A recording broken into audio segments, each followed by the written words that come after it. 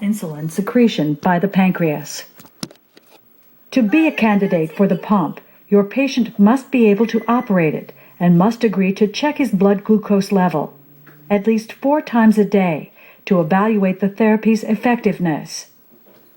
To use the insulin pump, select an area with sufficient adipose tissue, such as the abdomen.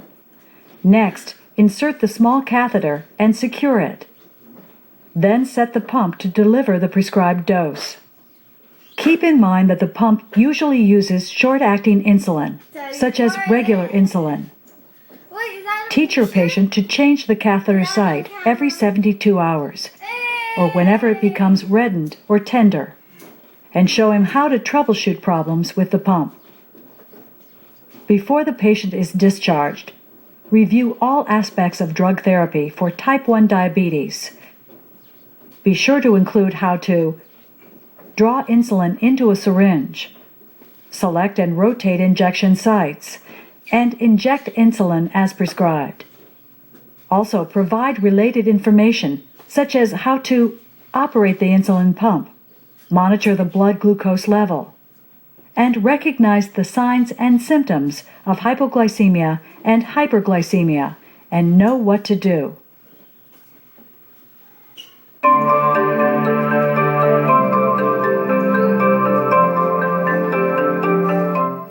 Ernestine Morgan, age 68, has had type 2 diabetes mellitus for 10 years. At home 2 days ago, she developed dysuria, urinary frequency, fever, and chills, the classic signs of a urinary tract infection. Today, Mrs. Morgan reports extreme thirst, and you notice she has voided a large amount of urine. Her blood pressure is only 85/50 millimeters of mercury, and she seems lethargic. Mrs. Morgan's blood tests reveal a glucose level of 1100 milligrams per deciliter and an osmolality of 350 milliosmoles per kilogram.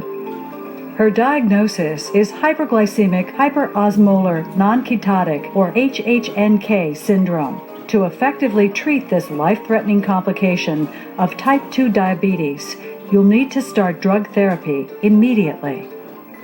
HHNK syndrome occurs when a stressor, such as infection, increases the body's need for insulin. Without sufficient insulin, the blood glucose level rises even higher than in DKA, and this causes extreme hyperglycemia, dehydration, and electrolyte imbalances.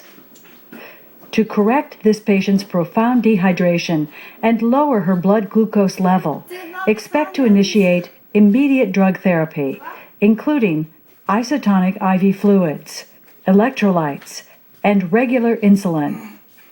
Unlike DKA, which sometimes requires sodium bicarbonate, HHNK syndrome doesn't, because it rarely causes profound acidosis.